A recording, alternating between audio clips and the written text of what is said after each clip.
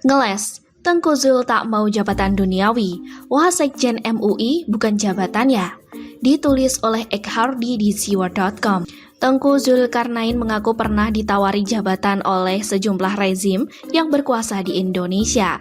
Tapi, dengan tegas dia menolak berbagai tawaran itu. Ini terkuak saat dia berbincang dengan Ustadz Abdul Somad atau UAS yang ditayangkan di YouTube. Dalam kehidupan ini, apa keinginan Ustadz yang belum sampai? Tanya UAS. Tengku menjawab, sejak gabung Jamaah Tabligh pada 1988, dirinya tidak punya cita-cita apapun tentang urusan dunia. Tidak ada keinginan jabatan duniawi, katanya. Dia mengatakan dirinya pernah menjadi petinggi di sejumlah perusahaan besar dan pernah jadi pengawas di perusahaan dengan aset 2 triliun. Tapi untuk jabatan negara, saya tidak mau.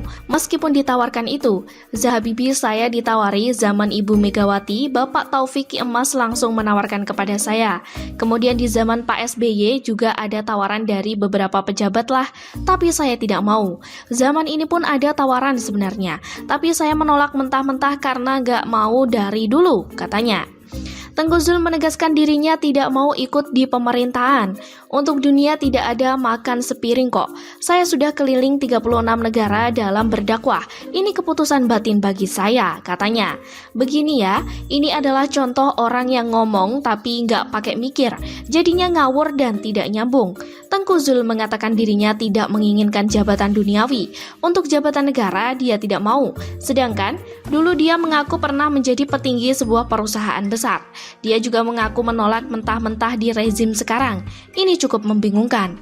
Pernyataan pertama, tidak ingin jabatan duniawi. Pernyataan kedua, menolak jabatan dari rezim. Kesimpulan orang awam, kalau bukan jabatan dari rezim, maka dia akan terima. Jadi kontradiksi dengan pernyataan pertama tadi berarti ada syarat dan ketentuan berlaku. Dan kalau memang tidak mau jabatan duniawi, lantas jabatan wakil sekjen MUI itu apa? Bukankah Tengku Zul masih memiliki posisi di MUI? Kalau itu bukan jabatan duniawi, lantas itu apa? Tak usah membodohi masyarakat deh dengan kemunafikan. Mungkin saya yang terlalu bodoh memahami ucapan orang ini. Dia tak mau jabatan duniawi, tapi entah kenapa kalau ceramah atau membuat cuitan, isinya banyak menyerempet duniawi melulu. Nyinyir sana-sini, bahas soal politik dan ekonomi pula. Harusnya cukup bahas soal agama, bukan melebar kemana-mana dan bikin kontroversi. Lagian apakah kalian percaya rezim sekarang menawarkan jabatan kepada orang ini dan dia tidak menolak? Oke lah, kita percaya. Tapi apakah logis?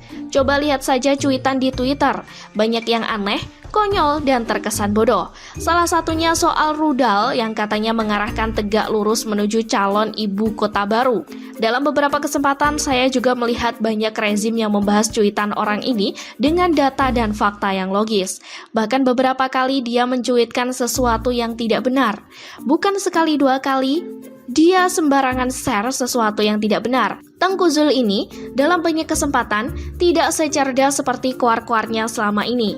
Kebetulan cuma berpenampilan agamis saja dan menggunakan agama untuk bahas isu dan masalah lain, sambil sesekali bikin kontroversi dan provokasi. Tak usah sok mulia tidak mau ini itu. Kalau memang hebat, lakukan apa yang dia katakan. Lalu lepaskan jabatan sebagai wasekjen MUI. Berani nggak? Kemungkinan besar dia akan diam atau ngeles sana-sini. Kalau memang orang ini jantan, silahkan tanggalkan label ustadz dan silahkan ceramah kontroversial. Berani nggak?